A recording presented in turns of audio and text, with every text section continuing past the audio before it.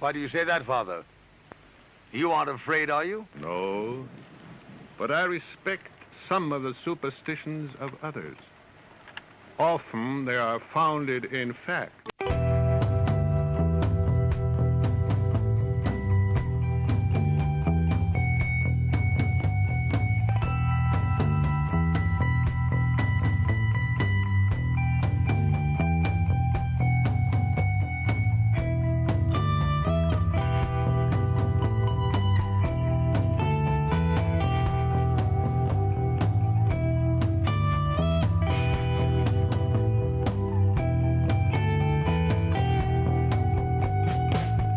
Broadcasting live from our Sanctum Sanctorum in Venice, California. This is the Sixth Sense Society. I'm your host, Krista, here with our producer, Michael, and today we're doing our own show.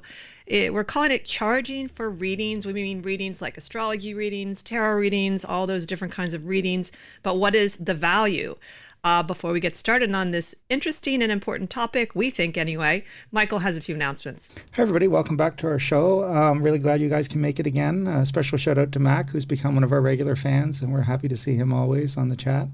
We have all kinds of great stuff coming up. Next week, we have Dan Moore coming back. He's the Kabbalistic Hermetic philosopher. He'll be talking about the esoteric lovers in the tarot, and that should be really fun. And then, so lots of tarot stuff this month. And then the final guest this month will be the gals from Haunted History BC, who've just put out a new journal and magazine, and so we'll be talking about that with them, and they're always a lot of fun, too. And all kinds of great stuff coming up. And don't forget, 25th of July, our 2-hour special on all things UFO and extraterrestrial with all kinds of great guests. And so please join us for that as well. And that's going to be, as I said, on the 25th of July. Get all the information on our website, sixthsensesociety.com, SIXTH, all spelled out. While you're there, if you can afford to, buy us a coffee on Ko-Fi. It helps us a little bit cover some of the cost of renting space to do the show and all that good stuff. But we're just happy to do it. We have a lot of fun with you guys. We have a lot of fun meeting our guests and so forth. So it's a wonderful experience for both of us. And then, you can sign up for our newsletter there and all kinds of other stuff like that. And I don't want to take up too much more time because, and of course, click like and subscribe on YouTube. That's one of the best things you can do for us. That really helps. So I'm not going to take up any more time now. Let's just jump into the topic. So take it away, Krista. Great. I do have one important and very exciting announcement. We have Volume 5 of The Feminine Macabre here. Congratulations to Amanda Woma for putting together another amazing journal. This is the 5th one, like I said, and there's like over 30, I think there's like 37 articles from women and non-binary writers, and my own article is going to be in this one, Predicting Death. But honestly, I just want to support this journal because it's one of the few journals that really supports women in the paranormal and metaphysics, and there's not a whole lot of places yet, and they're becoming more, I think, prevalent that do that. Plus, honestly, they're really great articles. I read it before I submitted to it, and the first volume, and I loved it. I read it cover to cover, and I've read it every single time. So I really encourage you to pick up the current volume or the past volumes or all of it at spookeats.com, and also available on Amazon. So yes, let's get started. This topic was one I've been wanting to talk about for a little while for a variety of reasons. And rather than just talk about the idea of what to charge or what to pay for readings, I thought it would be better to talk about the value associated with readings so we can talk about different aspects besides the money. But I thought the first thing we would talk about, just to get it going, is whether or not one should even charge for readings. And there are people that don't believe ever in charging for readings, and it goes against their own spiritual beliefs and principles. And I say, if that is your belief, good for you, because honestly, you should live your life according to your values. However, I don't think it means that people cannot charge. Another extreme view related to not paying for readings, I came across someone that just believes everyone is a fraud who does this because their belief system is that these things don't work, and it doesn't matter that they haven't really explored it. So you have those like extreme skepticals that would refuse to pay, and they think you're a fraud if you charge, and And, there's all that in between, of course, that we're going to be talking about as well. But I just wanted to put out that I pay for readings. I've paid for them when I've been actually not very wealthy. I mean, almost broke, and they have definitely helped me. And we're going to talk about sort of how they will later on in the show. But Michael, first, did you want to comment on whether or not you think people should even charge for readings? Sure. I always tell people I'll stop charging for readings when my landlord stops charging me rent, because we definitely have to pay our bills too. And I think that one of the advantages of charging for readings is the fact that we can do it full time, which meant that we have more time to invest into the tarot and into learning our craft, which has been a real benefit. So I think that that's fair. I do think, however, at the same time, that it should never be about the money. So for me, if I'm going to do a reading, whether I'm getting paid a lot, whether I'm not getting paid a lot, whether I'm doing it for free, shouldn't change the quality of the experience or the reading I'm doing for the person. For me, it's about first and foremost wanting to help that individual, and that's where their heart has to be. And so I think you have to have a purity of intent and a purity of motive when you do readings. And it's not just to kind of make money. Money should be almost a second thought. And then you can get into what's a fair and reasonable amount to charge. I'm sure we'll talk about that as we delve into the topic. But to me, again, I think that it's really about what your intent is, where your heart is. And as I said, is it about the money? And the idea that, again, that money can corrupt in the sense that what if I have to tell a good client something they may not want to hear? Am I going to allow that to alter the reading or alter my ability to be objective? And I know with Krista and I, we've never done that we've always tried to maintain a purity of what we do. And then in some situations, again, maybe it's a situation where even if the person can really afford the reading, we just don't feel right about it. Something's happened that is of such a nature, somebody, let's say that they got a reading because they'd been sexually assaulted. I would feel that if I charge that person in some way, I'm benefiting from that act of violence against that person, and it just might not feel right to me to charge. So there's many cases where Chris and I have said, let's not. And I remember this woman at the Bodhi Tree when we used to read there in Melrose when it was open. We were there for many years. And she came in and she said, I'm going to get a reading today, but I can't really afford it. But I want this to be an act of faith. I believe that better things can happen. I can manifest something better. And so even though I can't afford it, I really want to do it because I really want this to be a statement of faith, and belief. And I said, great, sit down. We did the reading and she got a lot out of it. It was very helpful. So afterwards she went to pay and I said, you don't owe me anything. She said, no, but I wanted to pay because I wanted it to be my act of faith. And I said, but it was because you were prepared to pay. And I said, now I know that you're struggling financially and I'm not going to take your money because that would just make it worse and I'm not going to make your suffering worse. But at the same time, you were prepared to do it. So you have made that statement of faith, but I'm just not going to take your money because I knew she really truly couldn't afford it and she was honest about that. And I just felt it wasn't right. So for me, it's about, again, can you make the money not matter? And that's really what it's about in the reading. But if that's all that matters, then I think it's a problem. I agree with that. Now, the one thing I did want to sort of talk about is how it's changed in terms of charging since we actually began in the late 90s. In the late 90s, astrology readings were definitely happening, but I would say they were pretty affordable.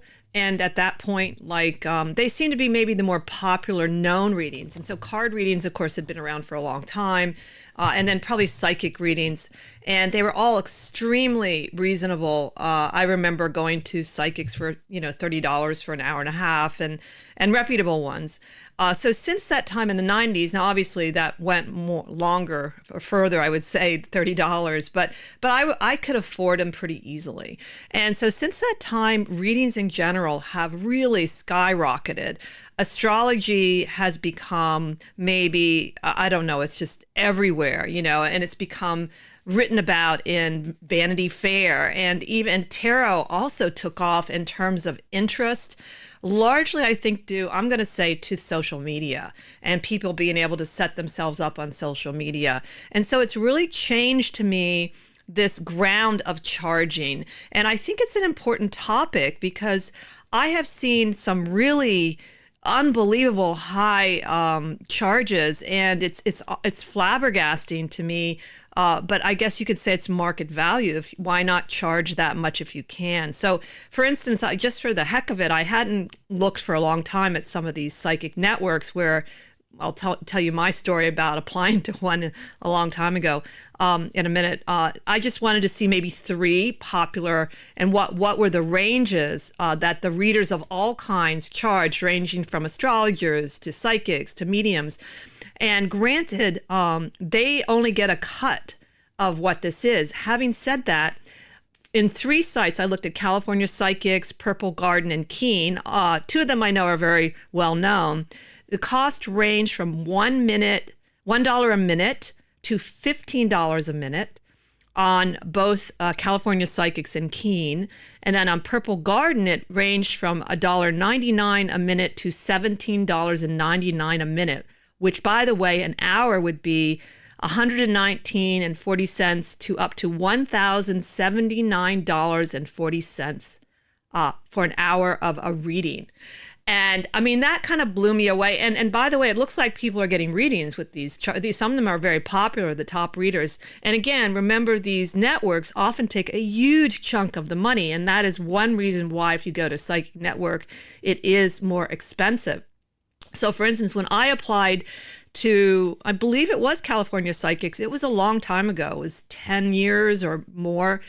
And I got in, and then when I saw what they were going to give me, it was something like, I don't know the exact, but it was something like they'd take about 80% of what I made. I kid you not. It was high. It was the highest I have ever seen.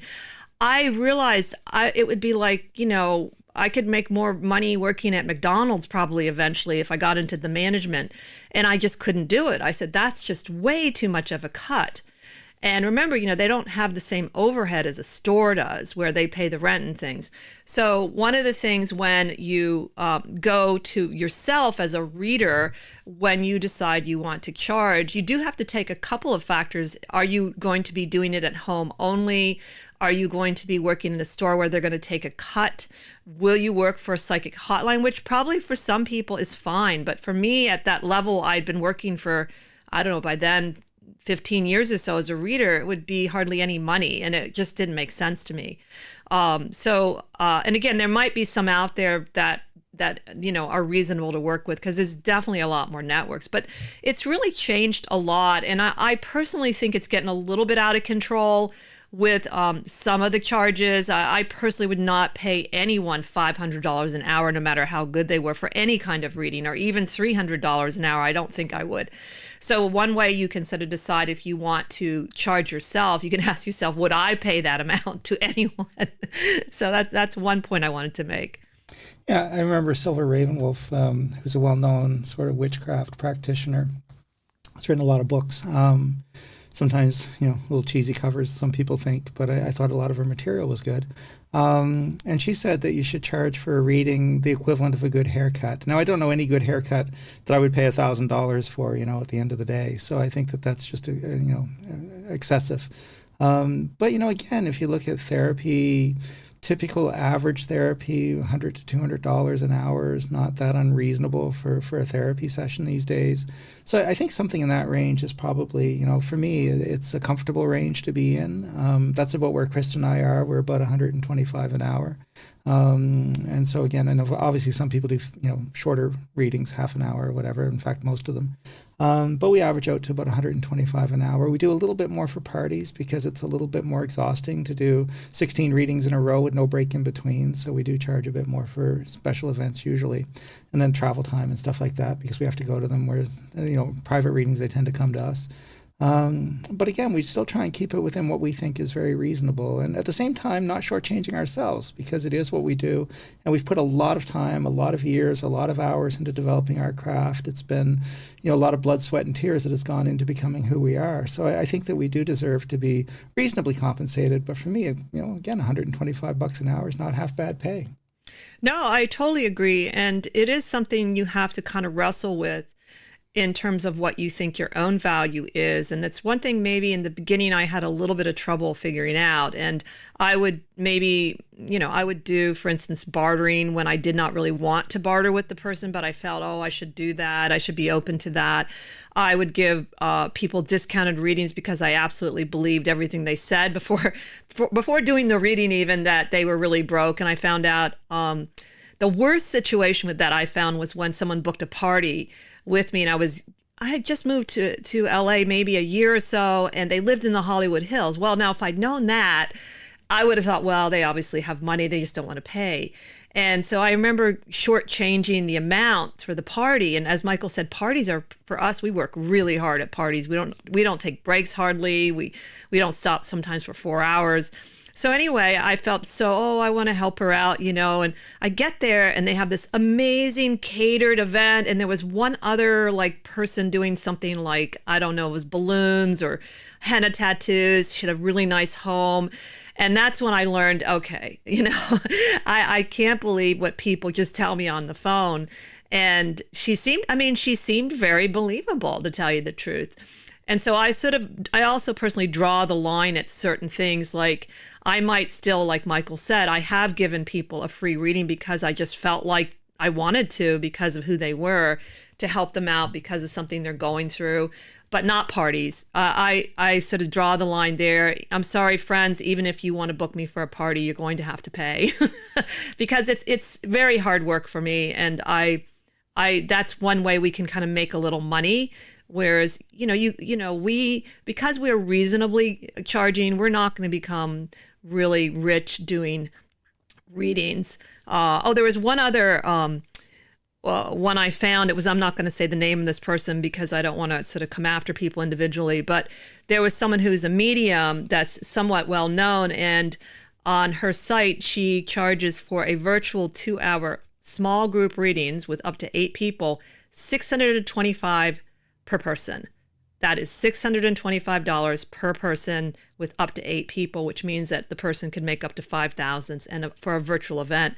And I don't know, it really just struck me as wrong. And so I get it when people say, well, what's wrong if people can afford that? And it reflects on the industry in the sense that, when you think of like fashion or maybe furniture, it's okay to have these really high-end things that people buy. Even then, they should have some quality in it that sets them apart. And you could say, well, maybe she is setting herself apart, Well, maybe yes and maybe no, because I have met very humble readers that are amazing at reading. So reading is not the same as an object where you can say, well, this is like, there's only 10 copies of this particular limited edition book and I want that. That's perfectly fine. You can cater to the very wealthy that way. And I have no problems with that, But there's something about anything that involves serving others, whether it's through medicine or things that when it gets a little just so outrageously different from sort of the middle ground, then I feel like Michael said, maybe they're only thinking of the money. Yeah, and I think that again, it's for me, it's just a case-by-case basis, and it's what feels reasonable and fair and just in any particular reading or situation, and that to me is kind of what we go by. And I think that there has to be some balance. I also think that it comes down to personal philosophy somewhat too, and Krista and I basically just never really wanted to be readers that were exclusive to only those that could absolutely afford us. We like to work with all kinds of different people. So I think that if we charge too much, like, again, thousands of dollars an hour, it would bar us from that kind of diversity of clientele that to me has been such a rich part of our own personal growth. And I think that it would be a shame to kind of be that level of exclusive. But again, like I said, I got to pay the rent. I got to pay my own bills too. And it's not going to do anybody any good if I'm in a cardboard box under a freeway trying to figure out how to survive, because I'm not going to be doing readings for anyone at that point. So for me, again, and I also think that these extremes, I must always charge, I can never charge. Again, I'm a believer in moderation, that, I can charge, I don't have to.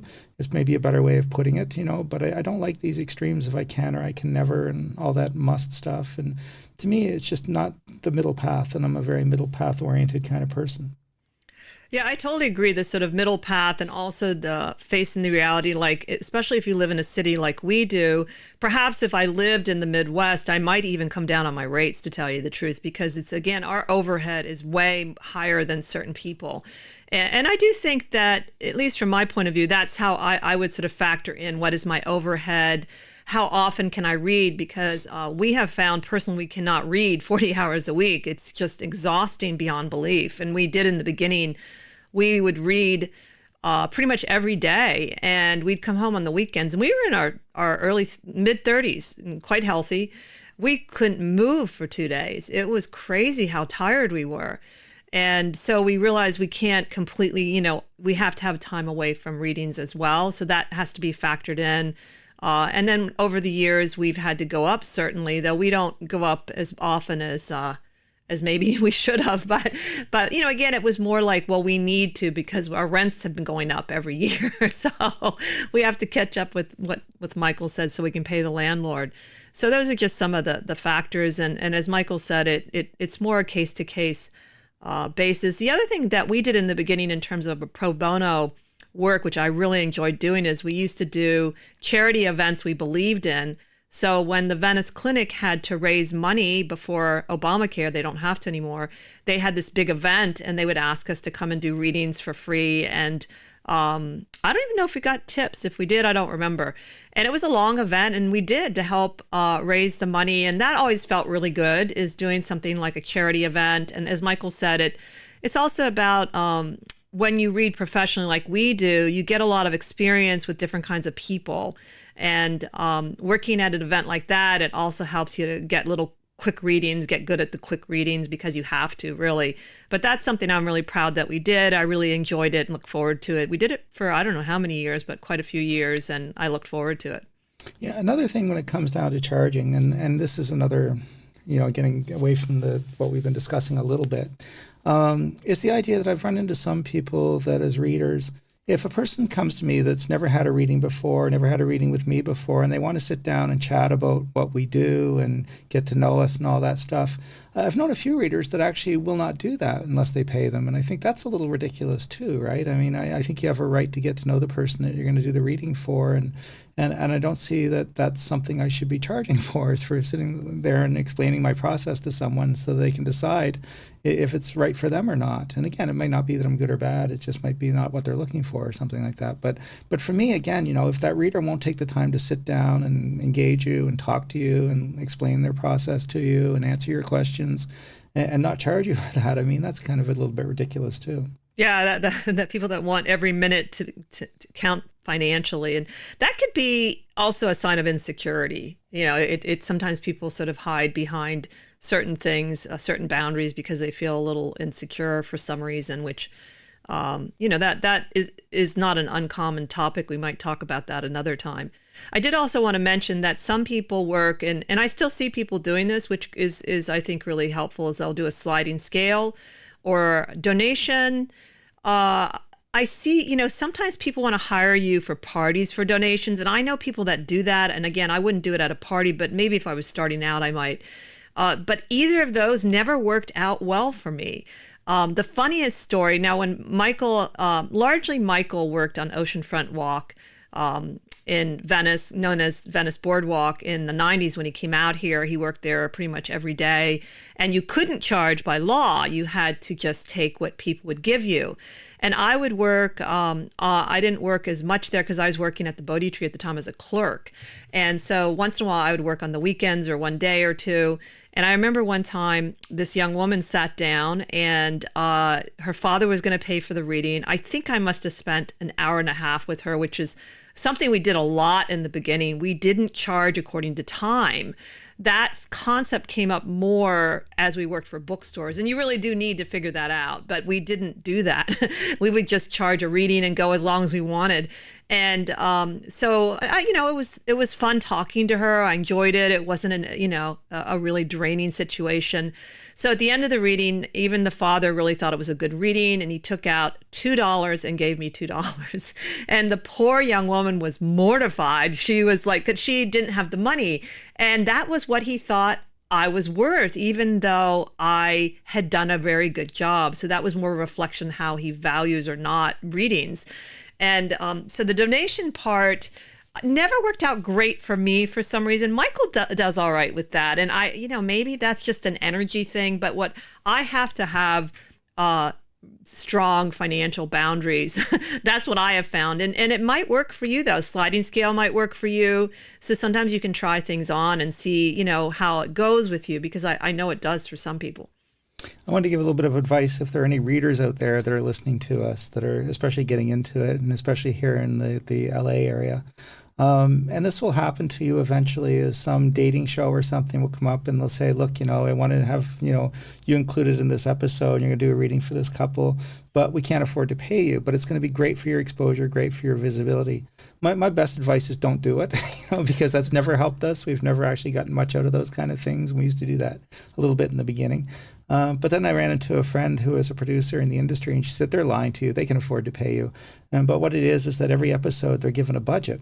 And whatever money they don't spend, the producer gets to pocket that as his bonus. So, of course, they don't want to pay you, because if he pays you, he's got less money to put in his pocket at the end of it. So, but she said, don't listen to that. They can absolutely afford to pay you a little bit for whatever you're doing if you're on the show. So, again, so if you're a new reader in LA and somebody says, hey, I want you to be on our show, but we can't pay you, and don't do it. It was my humble advice. Yes, I had mixed results. I used to get a lot of those shows because I worked at the Bodhi Tree and nobody else would do them. So I did have 2 occasions where they paid me decently. One did not, and I think it might have been something like Blind Date. It was one of those dating shows, and that's when we found out, like, oh no, they have a budget. They just don't want to pay you anything. Because I remember thinking, like, they have a pretty big show, and I think I just had to show them around the Bodhi Tree. I didn't even do a reading because I don't know why people wouldn't do it. I was like, I'll do it. I don't care. I'm here anyway. And so I got a lot of opportunities that way. But Michael's right, especially with Hollywood things. We also got this one where they wanted to prevent us from booking any other kind of filming for like a month. They had this huge contract for a month. We were going to be on this show and we weren't being paid even. We were like, no, we're not doing it. Once we saw that it was this weird contract, and I was like, wow.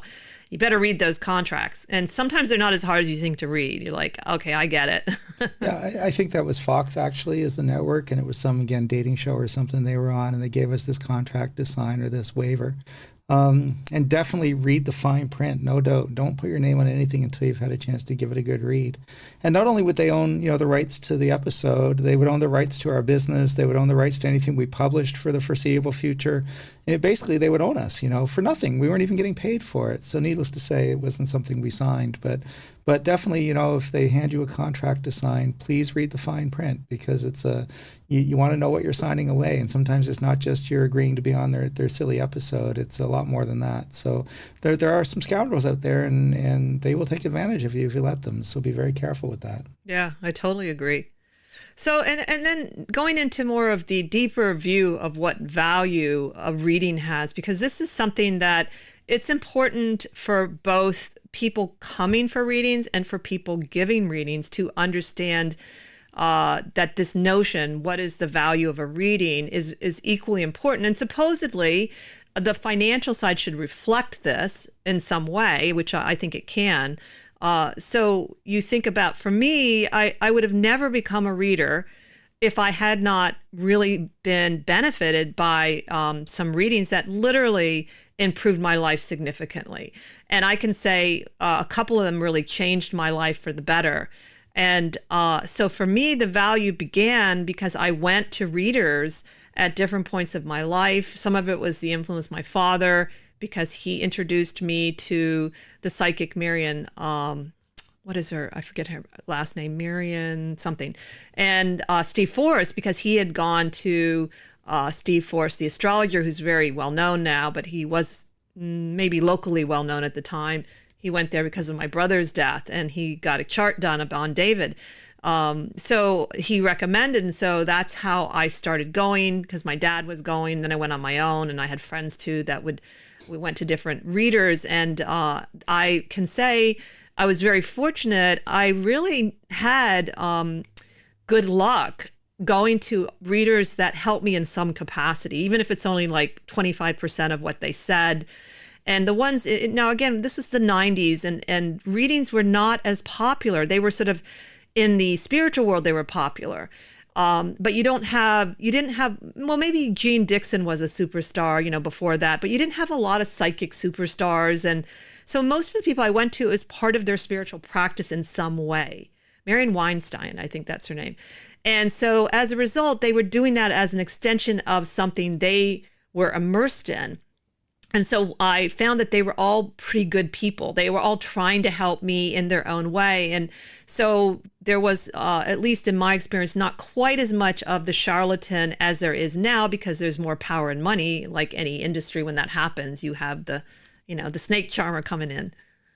Yeah, and that brings us to another interesting point, too. We've had it happen not very often in the thousands upon thousands of readings we've done, but occasionally someone that will try and pull a fast one or take advantage of the reader. They'll get the reading and then they'll call up, a few days later and said, I didn't really relate to that reading, or something didn't happen. I want my money back. So should you refund them their money, if they've already gotten the reading? And to be honest, a lot of times their misery is probably more associated with them than the reading. So, they're looking for a job, and the reading said that they would get work, but then they never bothered to fill out a job application, and that's actually happened with us and so forth. Now they're mad at you. So how do we handle that? And what we do is basically we say, fine, we'll refund your money. You're not happy? We'll refund your money. No questions asked. Absolutely. And we do that. But then again, the flip side of that means we're not going to ever do another reading for you as well, because we're not going to let ourselves be taken advantage of over and over either. So they kind of have to choose. And if they want their money back, we happily refund it. And they go on the list of people we're not going to read for anymore for whatever reason. And if they want to get another reading for us at some point in the future, because we've actually had that happen too, where the person's unhappy, they want their money back, and the next day they want to book another reading with you. And like, what's that? What's that all about? So that's kind of the way that we handle that situation. That's an excellent point. And it's true, we haven't had that happen a lot. I have had 2 long-term clients do that to me, which is it's fascinating to me, because one I'd read for years and years, but I think the person needed money. That's my guess. And they could have just asked me not to charge him for the reading. And having been such a long-term client, I probably would have. The other one was a little strange, and it's the same idea. Again, I'd read for this person many, many times and gotten very difficult things correct, but I don't get everything correct. And I never tell people I'm going to. And I got something a little off, and she wanted me to redo the reading. And I don't do that. I would do another reading, and then I just decided just to give the money back, and because I just thought it was odd. I've been reading for her for years and years, and honestly, I've even some of the people I've gone back to that I've liked, I don't expect them to be always 100% on even, and I think that's a very strange and unrealistic expectation. Is particularly if you know their style of reading and how they see things. If they like, some readers won't predict, and that's perfectly fine. So you want to, so I don't know, other than what Michael says, we find it just easier to kind of stay out of that kind of stickiness. And because it doesn't happen very often, we just give the money back. Yeah. And you don't want to get into a back and forth and, have it get really nasty or something like that. It's just not worth it. But at the same time, like I said, don't let people take advantage of you either. And so there are boundaries. And to me, it's always, and I think that most people have an innate sense of what's reasonable and what's fair in any situation. I think you just let yourself be governed by that, and I think you'll be fine. But there is value in getting a reading too. I mean, I've seen people take information in a reading and apply it in some positive way and completely change their lives for the better. And that reading was a turning point for them. So what's that worth to you? To them, it would have been priceless, because it really did help them to kind of put themselves on a better path in life. That, that there's just, you can't measure the value in something like that for the most part. We've done readings that have literally saved lives, and I think we've told that story on previous episodes. But to me, again, those things have an immense value in them. And so, again, it's going to be, what it's worth to you in that sense. But I think, again, when you're dealing with a reader who's the legit thing, that's ethical, that's studied, that really knows what they're doing, yes, don't expect perfection. And none of us are perfect. None of us will ever 100% get everything exactly right. And I always tell people, keep in mind that readings are static and life is dynamic, which means that the reading is basically saying this is what should happen if things continue as they're going now, but there are no guarantees that will happen. There's always those little chaotic elements, or a person may suddenly decide to do something differently. So basically, it's an educated, opinion in that sense. I don't think that's a guess, because to me, again, we're doing a lot of calculation. We're looking at a lot of different things in a reading. We're kind of putting it all together. We're reaching a very educated guess as to what we think is going to happen next and so forth. And many, many, many times you're right, which is amazing. And there are definitely times where there's things that we couldn't have influenced that happen. To me, that just blows my mind, and that's happened a lot too. So for me, that there is that value in that. But I think the value is also it's a co-created thing, and part of the value is what you bring to the reading. Are you going to be open to the information? Are you going to do something with it? Are you going to take it and apply that to your life in some way? And even if the reading isn't 100% accurate, can you gain something out of that that is going to be incredibly beneficial? And I think the vast majority of the people we read for, and we have people we've read for, going back 25 years that still get readings with us. So clearly, if they didn't find value in it, they would have given up on us an awful long time ago. And we've read for them, several times a year, as I said, for the last 25 years, and we still read for some of the same people. So it's clear that they do find value in what we do. And I think that you have to just understand the whole mechanics of the process and what readings are all about. I totally agree. And one of the things that I'll give an example of me getting something from a reading and the value it was, because I still do that myself. And so I did a reading for this businessman when I was at the Bodhi Tree, and oftentimes people offer me free readings, and for a variety of reasons, and I never take it, honestly. And he was a really nice man, and he just says, look, I enjoyed my reading so much. Just to thank you, I want to just give you a little reading because I just do this for my friends. So he wasn't trying to butter me up, and then something told me to accept the offer. And honestly, I think there was one other person I accepted an offer from, and it was very helpful. And he only read these 3 cards, and he made this very brief statement. And it was so relevant and so helpful that I literally thought about it off and on for a year to keep me focused on my track. And so it wasn't, in his case, he did a different kind of a reading. It was more like an advice, in the moment kind of thing. But it was so dead on in ways I wasn't expecting. And it was so helpful to sort of remind myself of what that reading had told me. So if you go to readers yourself and you have a deep opinion, a deep value that the oracle is here to help us, however you like to see the oracle, I have found it to really be a very powerful way to shape your life in a very positive and meaningful way. Yeah, Krista and I have talked about doing something similar to that on TikTok, and people keep pushing us. You got to do TikTok, and we're old. We don't understand this stuff, but apparently it's something now that we have to do. So we've talked about it, and I don't want to do general readings where it's the same 3 cards for the whole planet, and I've never been a big believer in that. So, and I don't want to be a hypocrite, and I don't like doing something I don't believe in. So it's just not going to happen, that part of it. So what I've decided to do, and we're going to look at it, and maybe hopefully we'll launch it over the summer, is the idea of taking 1 tarot card every week, but not presenting it as a predictive reading thing, but more as a contemplation. This is the teaching and lesson of the card. How can you apply that to your own life in some beneficial way? So we'll see it more as a contemplation or a meditation type of thing. And I think that will be really a lot of fun. So we're kind of looking forward to that. So hopefully you guys will push us a little bit to get that started, and we'll try and launch that over the summer as well. I totally think we ought to, and Michael's going to be the one doing that, so I will certainly be helping him and supporting him to do that, because just the idea, one of the values of any kind of system is if you think about it and contemplate it in a way, it does help you to look at life in certain ways. And so that's one thing I've always liked about astrology, numerology, and tarot is it can help me see a different perspective. I think the reason tarot sort of worn out for me is because of the visual aspect of it. And personally, I like the idea that it comes out of the playing card world, that sense of play, that humor that is in the tarot. And one of the things I think that's really valuable for all of us, and maybe this is more pronounced with any kind of card reading, is that you have, let's say it's just one person coming for a reading, and they sit down and you pull the cards together, and then the cards are facing both of you. And that moment of looking at the cards, and you're taking time to look at the story of your life.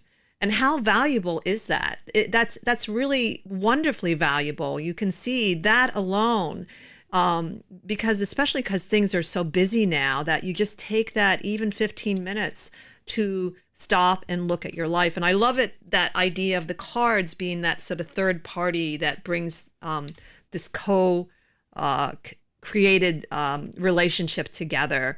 And so that's the beauty, I think, particularly of card readings. Coming back again to the idea of people that charge an outrageous amount of money for a reading, and if you're thinking about it, my humble advice is you don't need it. In fact, you don't need me and Krista. We're more than happy to work with you, and we believe that we do some really cool stuff, and that we take it very seriously, and that we've helped a lot of people, and we're more than happy to work with you. But I sincerely believe that you're going to get your message one way or the other through the universe. If not through us, then through somebody else, or some other thing, or some sign if you're watching for it.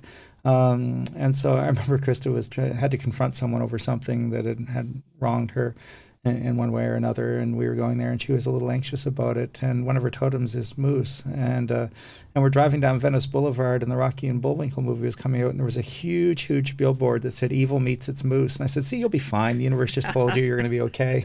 So she didn't need a reader for that. The universe was more than happy to give her a billboard to tell her what she needed to know. So trust that part of things too in life. And again, you're going to get your messages one way or another, whether through us or whether through some other means.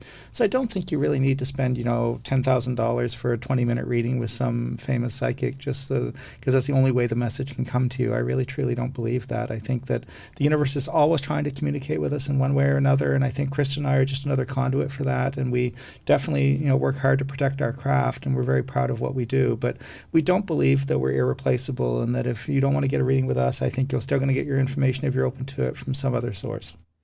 I think that's a really excellent point. I love, of course, that idea. I'll never forget that. That was amazing. I would have missed that, by the way. Michael's the one that saw the bulletin board because I was too much like panicking, right? And it was so humorous. But that idea that the universe is going to give you the messages however it comes, and it's really fun and playful. And I totally agree with Michael. You can go through your whole life, have a beautiful, successful life without any kind of reading. So to me, it all, again, comes down to values. I have never paid to go to a football game. It's not one of my values. And yet there are many people that love football, and they'll go pay for it, and they love it, and they look forward to it. It has some meaning and value to them. And so you want to never feel like, my friends get these readings, but I don't really want to. No, then don't. It's not your style. Everyone has different ways in which they live their life. So that, I think, is part of deciding the value of a reading. Yeah, another point that you're sort of touching on a little bit with this, which I think is important for people too, is to not get coerced into a reading. And we definitely have those readers out there that I have something to tell you. Please come talk to me because I need you to get this information. And to me, again, that's a huge red flag. So you should never let someone talk you into a reading. The best reading is going to come when you feel drawn to someone, when you feel like, I want to connect with this person in some way. But it should be something that, again, Spirit is moving you in some way to want to initiate. And that's why Krista and I really don't advertise a whole lot. I mean, all of our business has pretty much been word of mouth. We really have done very little promotion. And one thing I always tell my clients is that now that you're a client, I'm more than happy to answer the phone or text message anytime you call or reach out, but I'm not going to reach out to you because I'm always concerned that as the reader, if I reach out just to say, "Hi, how's it going?" just because I haven't heard from this person in a while, it's more of just a friendly gesture, that in their mind, they'll say, "Oh, he's reaching out to me. I guess maybe I need a reading." And I don't want it to come from me. I want it to come from them. So I let them contact me, and I'm always happy to chat with them, even if they just want to chat about hockey or the weather or whatever. But I make sure that because they're a client that they initiate it, I'm not going to in any way plan a suggestion that they need a reading. Yeah, that's an excellent point. And we have lived our life largely like that. I would say that's why it's been a little awkward for me to figure out how to work social media. But I don't private message people, and I'm really a strong believer in not doing that for so many reasons. I remember at the Bodhi Tree, there used to be some of those people that would walk by where we did the readings trying to steal our business, and they would look at people's faces and say things, because they did that to me once, even though it was a pleasant thing they said. I forget. Then I remember the fellow went on and said, "Oh, and also, by the way, you have a spirit in your house. It's haunted. You're going to need my help." I said, "Oh, I know. Thank you. I really like the spirit." I remember that, and I was just kind of messing with him, But those are the ones that kind of reach out and say, "Hey, I see luck in your forehead," or "I see a ghost in your house and I can help you." And I would totally stay away from people like that unless you want to mess with them. Then that's a whole nother ball game. Because one of the things we discovered, shockingly, is how some of those, and not all of those kinds of readers, have stolen so much money from people. And I would say it's stealing, honestly, because we're talking thousands and thousands of dollars at once, not over like 10 years or something.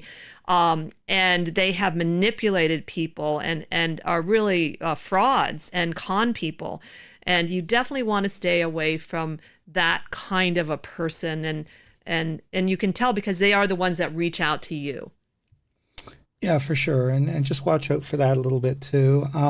Anyone who promises you that they can fix your problems for you doesn't work that way. I mean, a reading for us is about opening a door to you gaining an understanding, but you got to do something to fix your own life. No reader can do that for you.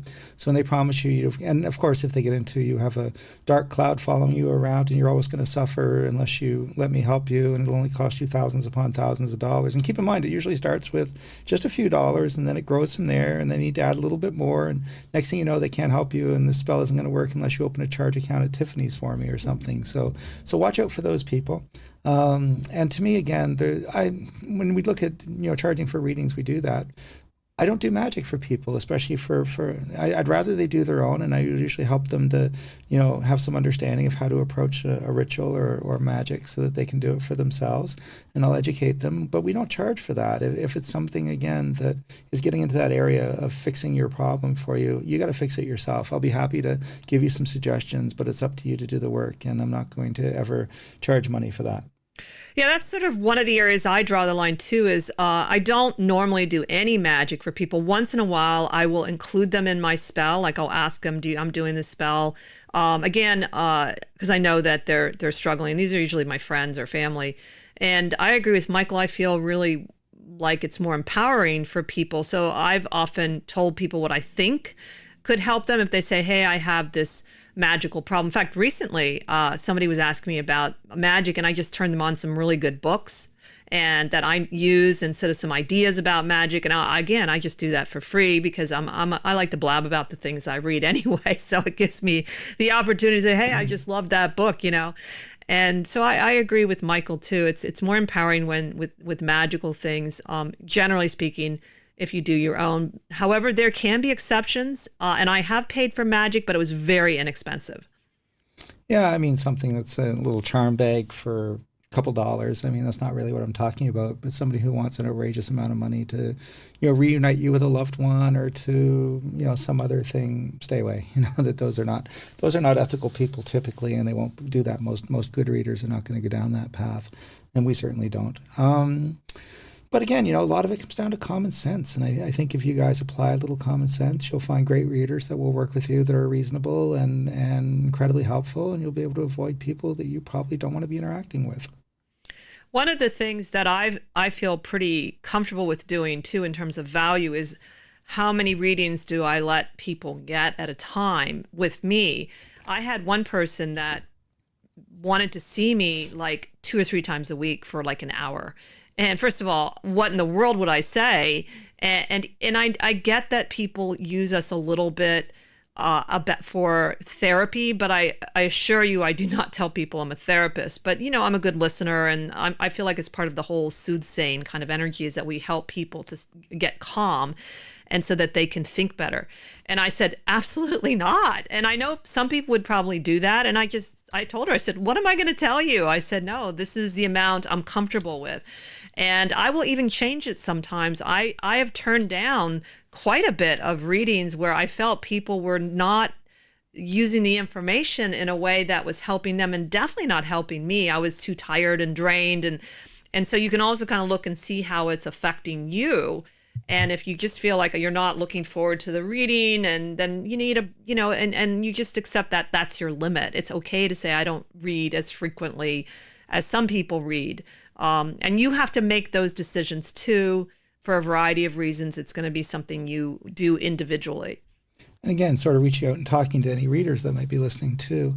Ultimately, I think you're responsible. So, make sure that the process is healthy. And if the person wants you to go beyond those limits that you think are healthy, you don't have to read for that person. I do think if you refuse to read for a person, let them know why you refuse. Don't let them jump to the conclusion you saw that they're going to die and you just don't want to tell them or something. Just explain to them, I don't really want to read for you right now because you just had a reading and it's too soon. And I'd rather you let things unfold a little bit more before we have another look at things or whatever whatever it may be. But give them a good explanation. Don't just leave them hanging and I'm not going to work with you and walk away.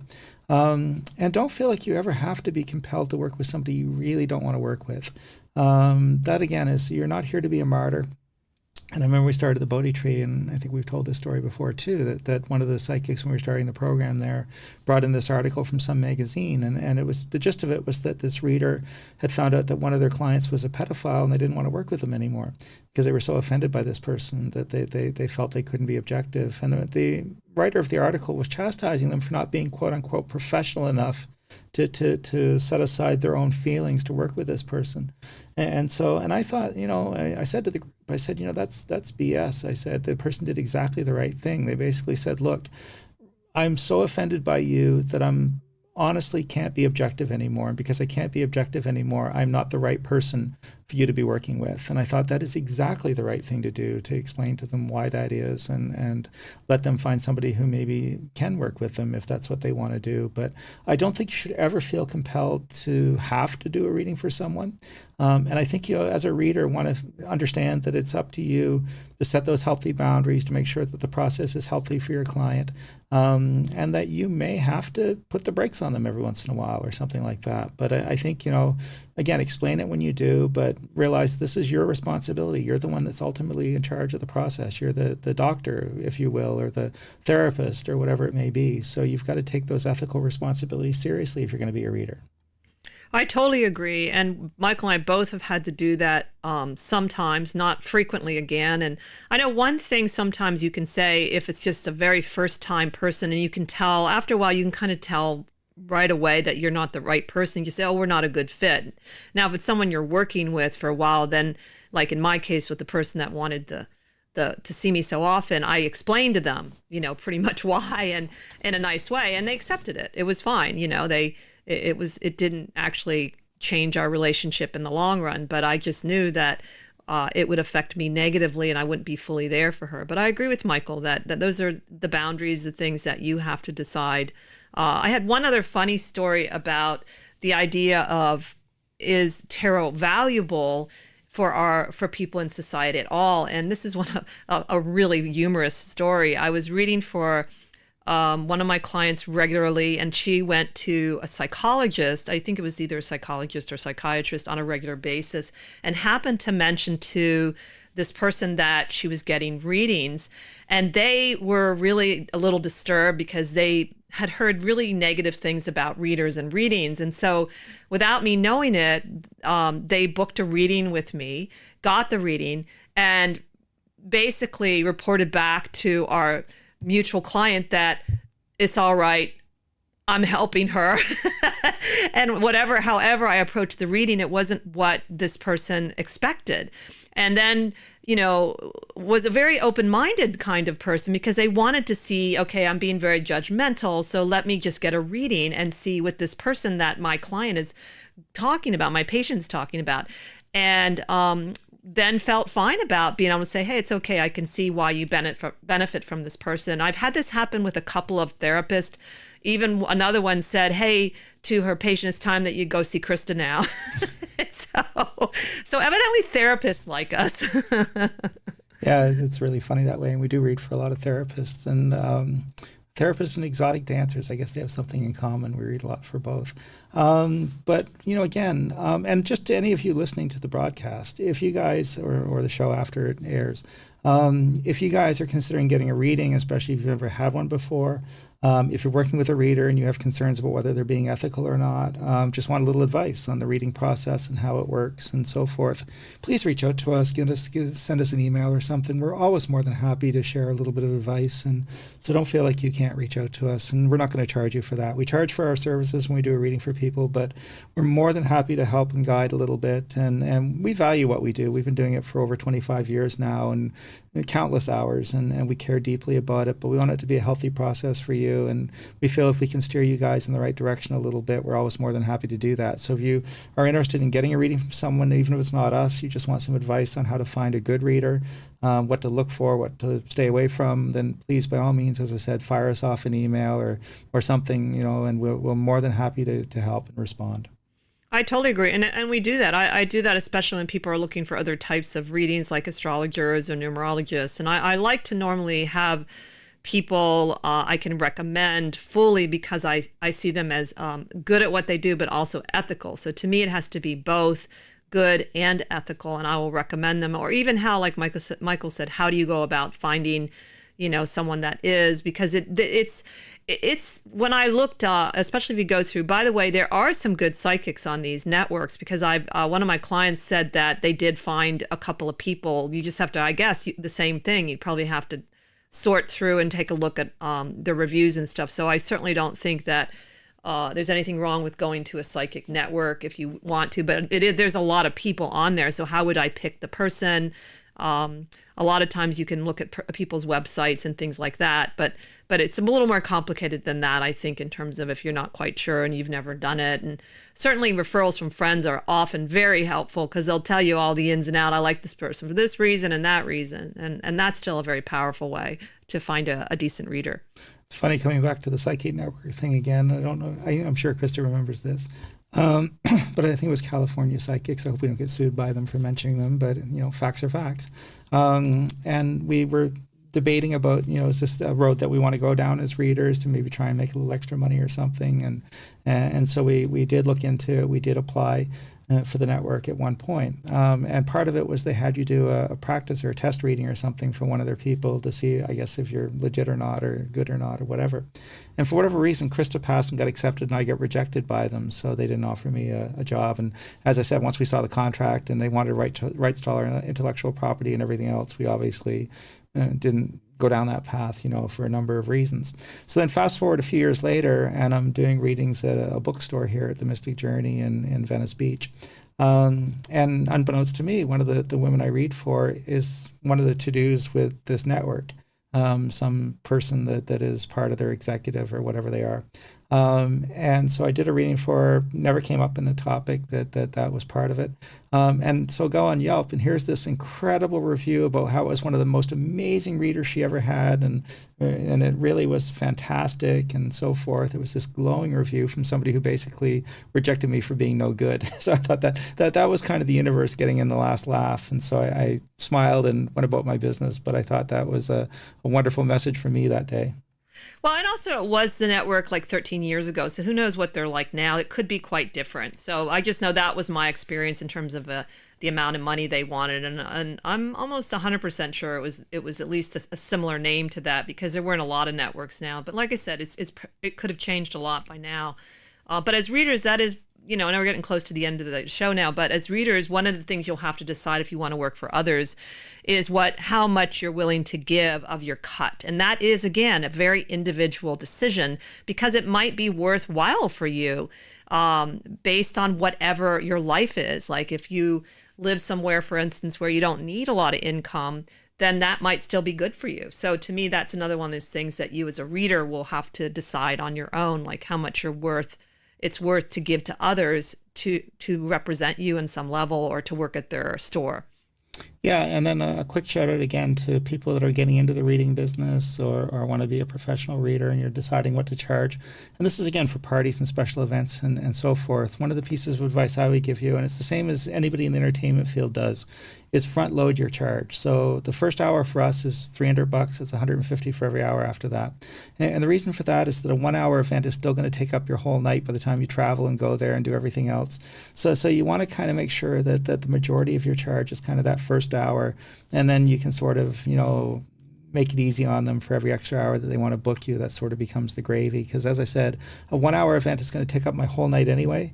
And if I'm going to do it for just 1 hour, by the time I have to get in my car, burn gas, drive there, burn gas coming back, everything else, it needs to be worth my while. So for me, again, I think the best strategy is always to front load your charge a little bit into the first hour, and then, again, spread it out over the next 2 or 3. So hopefully they'll hire you for 3 or 4 hours or whatever it'll be. But as I said, those short events, 1-2 hours, you want to make sure that it's worth your while, and that's the easiest way to do it. Yes, that's really good advice. And I also always Google where the place is now, because I didn't do that one time. And it was like a 2.5 hour drive. And it was when, again, I was new to LA, and I was like, oh my God. And it was a really great party. It was so much fun, but I really did not put in any extra money for the commute. And luckily at the time, gas was not as high as it is now. Anyway, I think we're at the end of our hour. So I'm glad you guys are interested in what we're doing. And if you have any questions, like I said, get a hold of us and we'll be happy to chat with you. So I'll kick it back to you to close, Krista. So take it away again, Krista. Thank you all for listening in. And again, if you have any questions or even want to share any stories with us, you can always reach us on our email. And you can also look for readings at our site, mysticraven.net, and has a little more information in general there about us too. So I hope you have a great week and you join us next time as we continue to explore the esoteric and the obscure together.